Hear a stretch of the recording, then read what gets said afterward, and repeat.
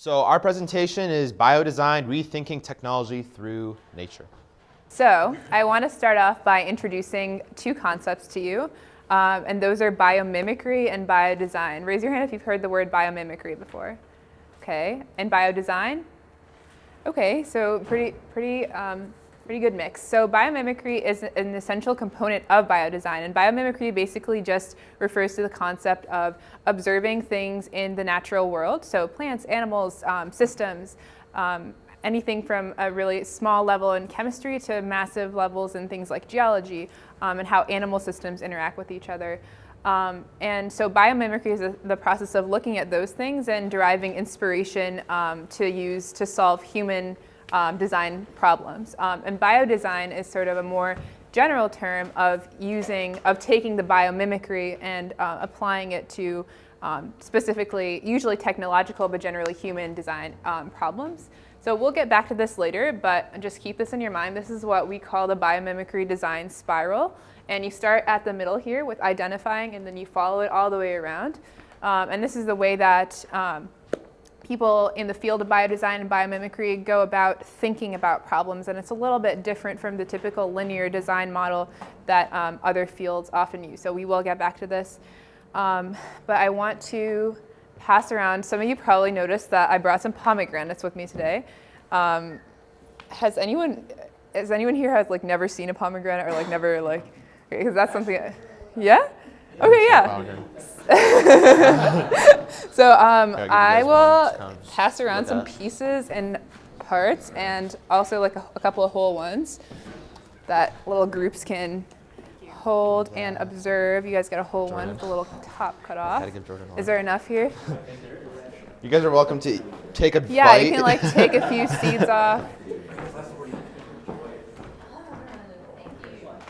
Here's a whole one. Apparently, I learned recently that a common misconception is that you're not supposed to eat the crunchy part of the seeds, but you are. Make sure you eat. As a Persian, I'm also here to give you pomegranate education. It's bitter? You guys just need to get used to it. It tastes yeah, nice. Don't eat the white part. No, don't eat the white part. No, that's not. Okay.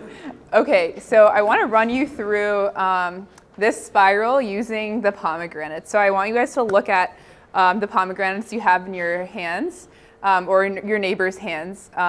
Maybe stop eating them for now. Just take a look and tell me some of the properties that you see in the pomegranate. You start pretty basic if you want to. Just observe. Yeah. Clusters. Yeah, clusters. So one thing that those of you who have half pieces will see that the pomegranate seeds are clustered together and then are divided by these white film-like things. Yeah. So that's one thing that we see. What else? Anything else? Think of shapes, geometry. Yeah, colors. You can touch, feel. Patterns. Yeah. Translucent. Yeah. So thinking about material properties, the white layers in between, you can sort of peel them a little bit. They are a little translucent. And then I also encourage you to take a little seed, and if any of you have longer fingernails, just squeeze it and see what happens. Do you get a little squirt? What? Yeah. So what is that called when you have something burst? There is pressure there, right? So these are little pressurized pomegranate capsules, right? So that's another property. What else? There's sections. Yeah, sections. And it doesn't seem to have a pattern, does it? It doesn't seem to be 90-degree angles. It's very organic seeming the way it's divided up. Anything else? It's very similar to corn on the cob in the structure. There you go. Yeah, so there's a similarity with the way that the arils are arranged. So little seeds are called arils. And the way that they're packed together is very similar to some other natural things that you might have observed. And so that is where we're going to start with our little walkthrough of the design spiral, because the pomegranate has actually inspired some really interesting design and engineering solutions. And so we're going to use some of the stuff that we just talked about to walk through how we can use inspiration from the pomegranate to solve design problems. So biomimicry and biodesign work in two ways. You can either say, okay, I have this problem, and then you can do some research to figure out what in nature could help you to solve that problem.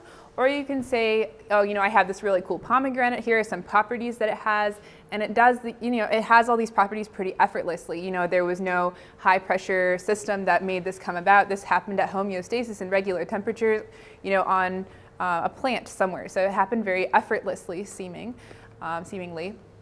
So you can look at a cool, natural thing that you have and then apply that to a design problem. So that's what we're sort of going to be looking at today. And the problem that I'm going to talk to you guys is a company that started a few years ago called Plasticky. I learned about it recently, and the goal of this company was to take there's a ton of plastic waste, specifically in the form of water bottles. And the goal of this company was to take these water bottles and to create a raft or a boat. Actually, a boat is a better term, that could sail across the Pacific Ocean using mainly water bottles as essentially it's like flotation device, and then also as like a base for its system. So they had this problem, which was, water bottles are cool, they float, but they had to think about how best to utilize what they had. And the main inspiration for what became of their design was the pomegranate. Why? Two things. One thing was the packing structure. So as we know, if you think about things like honeycombs in nature, in beehives, if we think about, almost any fruit or vegetable or trees, but specifically the pomegranate, nature does a really good job at optimizing packaging systems. So putting stuff together in a way where it takes up as little room as possible, and making it, it usually looks pretty aesthetically pleasing as well. So they took from the pomegranate one important aspect, which was the packing of the water bottles, how to arrange them so that they would take up the least amount of space. And then secondly, I told you to take one of the arils and to sort of squeeze it, because one of the big things that they took from the pomegranate was the idea of pressurizing. So they found that, I think they used CO2 to pressurize these water bottles as a result of observing the way that the pomegranate seeds don't collapse. I think someone mentioned how many of them there are. And the fact that they're all sort of packaged together in this thing, but you open them up and they're perfect. They all maintain their structural integrity perfectly, even though, what are they? They're like little juice, capsules. So they don't have, bones or skeletal systems, and yet somehow they maintain the structural integrity of each aril when you pull them out. And so from this, they realized that the key to maintaining this was pressure. And they actually took those water bottles and pressurized each one of them, and they were able to actually create that flotation device. And so you can go to the next slide. So what Ishmael and Francis are going to do, they're going to run you through a couple of case studies similar to the one I talked about. But before this, I want to give some examples, some more examples rather, of some really cool ways that we can learn from nature. So over on this side here, we have the jewel beetle. And this is a kind of beetle that, using its biochemical, biological systems, can actually detect a forest fire up to 50 kilometers away. And this is something that, obviously we can't do as humans, but we would really love to do, because fires are a big problem for us, especially in areas that are more arid and have the wildfire problems. We hear about this pretty regularly. So for some people, it's hard. I know, especially when I first started to learn about biomimicry, it was hard for me to think beyond just the basics of using hexagons or using cool shapes. But there are some really interesting properties that are possessed by things in nature that we don't even give a second thought to. So that's the jewel beetle. And then this one is perhaps a more obvious example, but spiders in silk. So spider silk is, who knows anything about spider silk here? Have you heard any fun facts about spider silk? What do we know about spider silk? It's very strong. And when humans want to synthesize and create really strong materials, what do we have to do? We have to, use a factory. We have to use high pressure, oftentimes high heat. It takes a lot of money. It takes a lot of energy, and it has a lot of safety issues. So while we're over here slaving away in our massive factories and trying to synthesize stronger metals, there are these tiny spiders running around that synthesize this incredibly strong and flexible material called spider silk, and they do it while maintaining homeostasis. They maintain it, or they do it in a really small scale because they're spiders, and they also don't need high heat or high pressure. They just sort of make this thing happen. So we can learn a lot from the synthesis and usage of biomaterials. We can learn a lot about strategies from nature. And so Ishmael and Francis will walk you through some more specific examples of how biomimicry is used in technology. So as I mentioned before, I'm a civil engineer, so my interest is in constructing buildings, how to make them safe, and just kind of a growing part of civil engineering right now is how do we make things sustainable so we're not hurting the environment, we're still benefiting humans at the same time. So there's this really cool project that started out in Italy, and they saw kind of a need for this project in places like Ethiopia and Africa. So it's called Warka Water, and their little subtitles, every drop counts.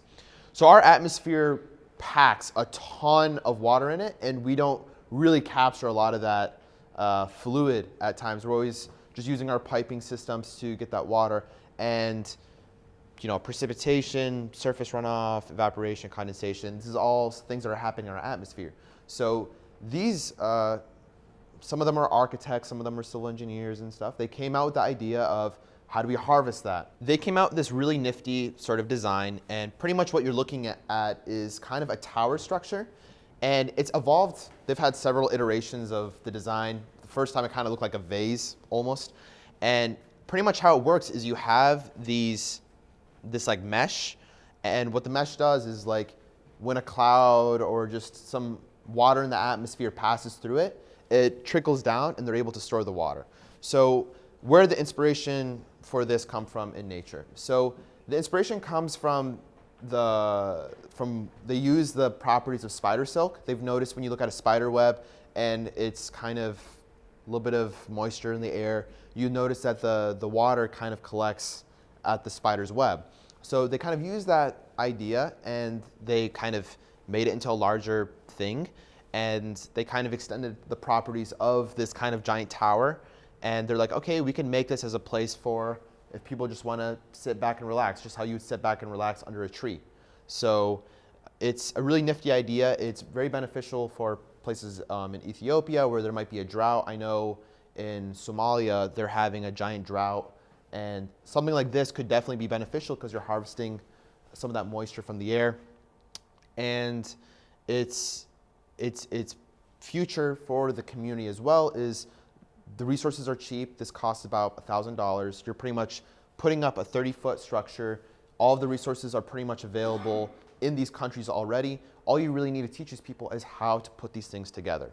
And this is all comes from just studying something simple as a spider's web. So what I took a look at was something quite simplistic. So this looks, sorry. Oh. This is pretty much like a shell. And so in nature, when you look at things like tornadoes, hurricanes, or simply just like you have a bunch of water and you want to drain it, right? There's this little vortex thing, right?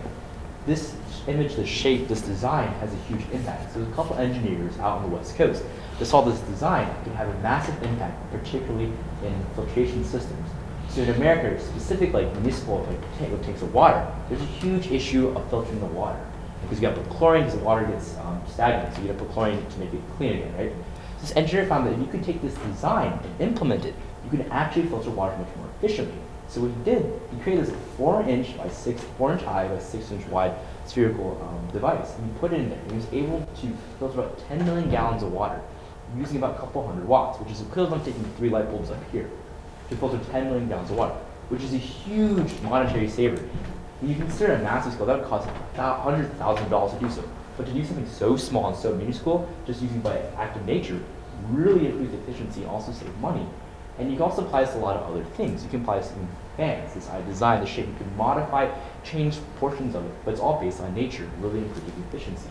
And I think something such as simplistic design can have a massive impact, not only improving efficiency, but monetary costs. Where does it come from in nature? It comes from like shells and like tornadoes and hurricanes and stuff, things of that nature. I'm gonna try.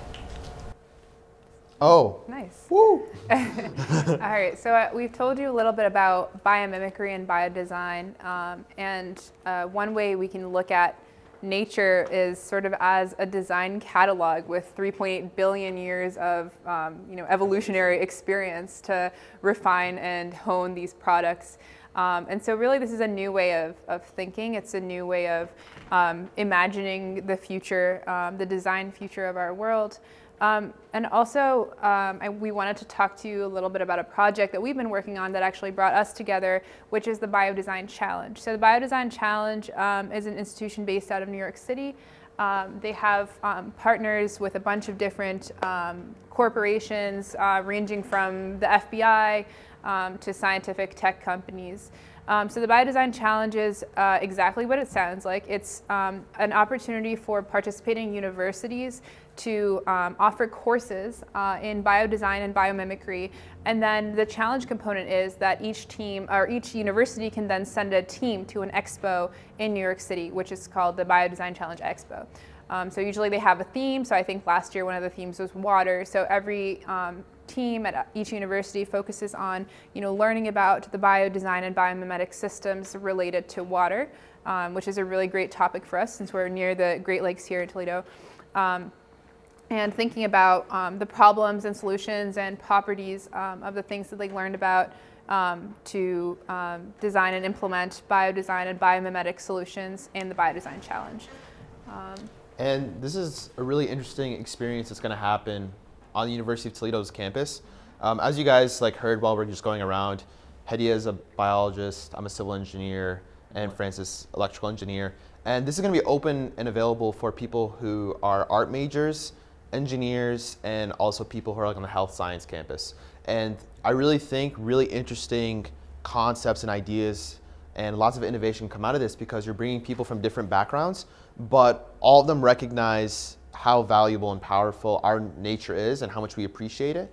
And we're studying that and bringing that to help people and help humanity and civilization and all that. Yeah. So I want to leave you with just another example. It's easy to think of biodesign as simply just looking at cool things in nature and making new gadgets and leaving it at that. But something else that biodesign is really all about is a different way of thinking. And I challenge you over the next few days as this topic is sort of in your mind to think a little bit less linearly and more in a circular way, which is the way that biodesign seeks to innovate and solve problems. So I want to leave you with an example that I read about, which I thought was really cool. And the example is called From Cardboard to Caviar. And so this is the story of a closed loop system. So this is closed loop systems you've probably heard of in other fields, but biodesign also is big about closing loops. And so the cardboard to caviar model is an example of what it means to close loops in a system. So it starts out with a shipping company that uses cardboard boxes in bulk. And once they finish their shipping, they don't need the boxes anymore. So now they have a ton of boxes around. The shipping company happens to cater, for example, to a partnering restaurant. So you've got these boxes. And so the typical way that we do this is very linear. So you use the boxes, you don't want the boxes, you throw the boxes away or you recycle them, and that's it. So this is a new way of thinking about this problem. So what is one possible biodesign solution? Okay, so let's shred the cardboard boxes and let's sell it to a local pasture or stable to use as horse bedding. It's okay, we don't need it anymore. Yeah. Horse bedding. So once they have finished with it, the typical model again is to discard it, to compost it, or to recycle it. Here we're challenging ourselves and the scientific community to think in a different way. So we say, okay, once we're done with this, we compost it and we obtain from it compost or fertilizer that we can then sell back to a food production system. So we can use this food production system in the production of caviar in a process that's too complicated for me to understand. But we use this, the finished soiled product again to help in the production of caviar, which can then go back to the original restaurant company that was using the cardboard boxes in their shipping. So there's a lot of ways in the small systems we inhabit, so in our homes, in our coffee shops, right? In our businesses, in our just normal lives, so that we can think differently, that we can derive inspiration from nature, because nature doesn't waste anything, right? Nature innovates, evolutionarily, and there's a lot of really nuanced and yet very simple solutions that nature has all around us that we as humans are sort of just reaching after years and years and years of technological effort. So thank you very much, and we encourage you to think a little bit differently about the problems that you see around you.